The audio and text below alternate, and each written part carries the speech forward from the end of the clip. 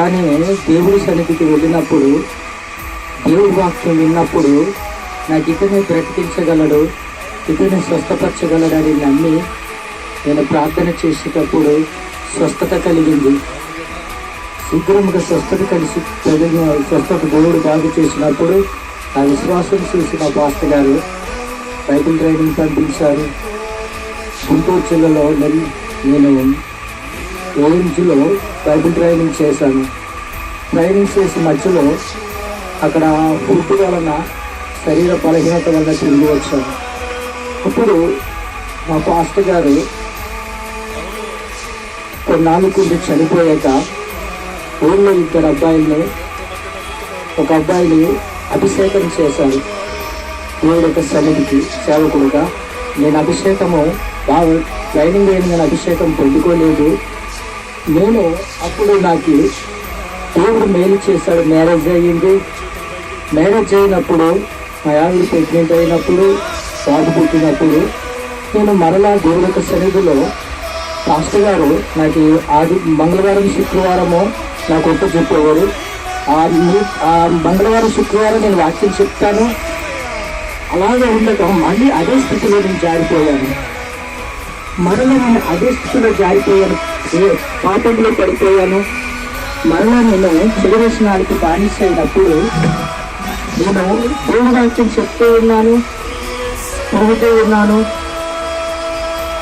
ఉన్నాను, నీతిమంతులుగా ఇతరులకు చెప్తూ ఉన్నప్పుడు కొన్నాళ్ళకి నా శరీరంలో నా స్వయం బలహీనత కలిగింది. ప్రేమను తీర్చుకున్నారా? ఉపదేశకాండంలో 28వ అధ్యాయంలో ఉంటుంది, నీ దేవుడని యెహోవా మాట శ్రద్ధగా ఉన్న ఎడల నీకు ప్రతి విషయంలో ఆశీర్వాదం అన్నాడు. అదే వాక్యములోన నువ్వు దేవుడు ఒక వాక్యం వినకపోతే శాపము కలుగును, సయమైన రోగము చేత, కడుపులో మంట చేత, అనారోగ్యము చేత నువ్వు బాధపడతావు, మరణ భయం కలుగుతుందని ఉపదేశకాండంలో 28వ అధ్యాయంలో ఉంటుంది. సో నాకు అదే ప్రాబ్లం కలిగి మరణ భయం కలిగినప్పుడు నేను హాస్పిటల్కి వెళ్ళినప్పుడు కిడ్నీ సమస్యని ఎన్నో మందులు రాసినప్పుడు నేను వాడుతూ ఉన్నాను. మరలా అంతకన్నా ఎక్కువగా తీవ్రంగా బాధపడుతూ ఉన్నాను. గతంలో నేను బాధపడేటప్పుడు నాకు దర్శనం రీతిగా దేవుడు స్వస్థపరిచాడు.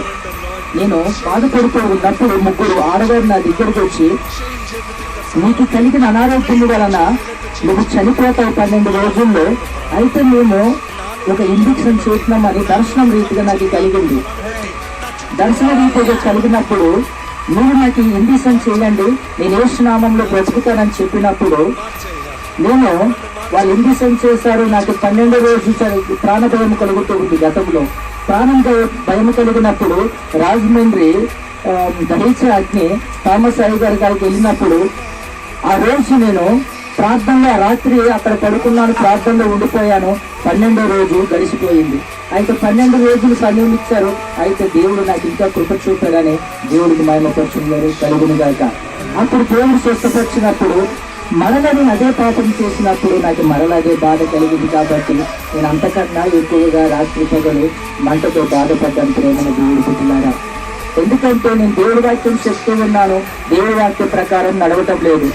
అతను నా ఫ్రెండ్, మా ఊరు అతని పాస్టర్ గారు. అతను రాజమండ్రిలో ప్రైవేట్ జాబ్ చేసుకుంటాడు, రావడానికి కుదరదు. కాబట్టి ఆదివారం రోజు మాత్రమే అతను వచ్చి ఆరాధన మొదటి వాక్యం నాకి, 2వ వాక్యం అతను చెప్తాడు, మిగతా మంగళవారం శుక్రవారం నాకట్టు చెప్తాడు. కానీ నేను అదే స్థితిలో ఉండగా నాకు కలిగిన అనారోగ్యము బట్టి నేను మరలా భయంకరమైన మంట వల్ల ఎంతో వేదన చెందాను.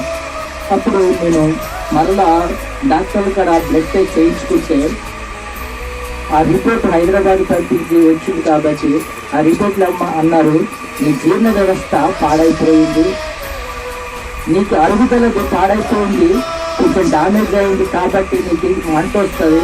కానీ దానికి ఈసారి నీకు స్వస్థత కలుగుతుంది. కానీ మీరు అదే స్థితిలో మరలా మీరు అదే డ్రింక్ మళ్ళీ ఆల్కహాల్ తీసుకుంటే ఈసారి చెప్పలేమని ఆ డాక్టర్ చెప్పాడు. దేవుడికి మహిమ కలుగును. ఎందుకంటే నాకు కలిగిన బాధను మరలా బయలుపరచబడ్డాడు. దేవుడు మరలా నాకు స్వస్థత ఆ డాక్టర్ ద్వారా కలుగుతుందని దేవుడే మాట్లాడాడని నేను ఎంతో ఆనందిస్తూ ఉన్నాను. దేవుడు మీరు నా కొరకు ప్రార్థన చేయాలి. ఎందుకొరకంటే నేను మరలా పాపంలోకి వెళ్ళిపోకుండా, వెనుకకి తిరగకుండా, దేవుడు ఎందుకు భయభక్తులుగా ఉండేలాగా, దేవుడు సాక్షిగా సేవకులుగా ఉండేలాగా మీరు నా కొరకు ప్రార్థన చేయాలి. చిన్న కష్టం మరి కొంచెం వారం చూస్తే ప్రజల యొక్క జీవితం, అయ్యా నేను చనిపోతానేమో ప్రాణభయంతో అల్లాడిపోయే కుమారుడు ఇప్పుడు ఎంతగా నిలబడి సాక్ష్యం చెప్పాడు. దేవుడికి స్తోత్రం. అవునా కదమ్మా? కొన్ని వారం చెప్పి సాక్షి ఉన్నారు కదా, ఏడ్చుకుంటూ ఆయన అయ్యా ఏమవుతుందో నేను బలంగా ప్రార్థన చేసాం, నాన్నగారు కూడా ప్రార్థన చేశారు. ఈలోపు ఆ ఏం ప్రాబ్లం ఏంటో అది తెలుసుకుని దేవుడు మరి ఆల్రెడీ వైద్యం జరుగుతుందండి, జరుగుతుంది. సంతోషం. మరి మీకు ఫ్రీ అయింది కదా, చాలా సంతోషం అండి. దేవుడి ఇచ్చిన కార్యాన్ని బట్టి ప్రభునంతగానో మహం పరుస్తున్నాం. ఈ యొక్క సమయంలో పిల్లరా ఆ దేవుడి మీద ఆధారపడితే మన మీద కాదండి, మనం ఏం చెప్తాంటే పైకి ఒకలాగా లోపల ఒకలాగా ఉంటాం. అవునా కదా?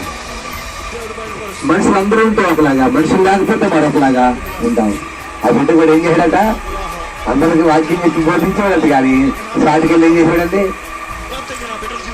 ఎంత బాధకరం, దేవుడు బాధపడుతాడు.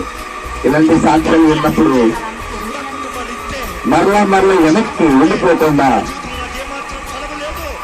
నాగటి మీద చేయి వేసిన వాడు వెనక్కి తిరిగి చెప్పాలి. నాగలు అంటే ఏంటండి?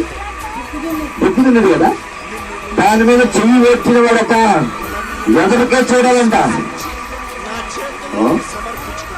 వెనక చూస్తే ఏమవుతుందండి?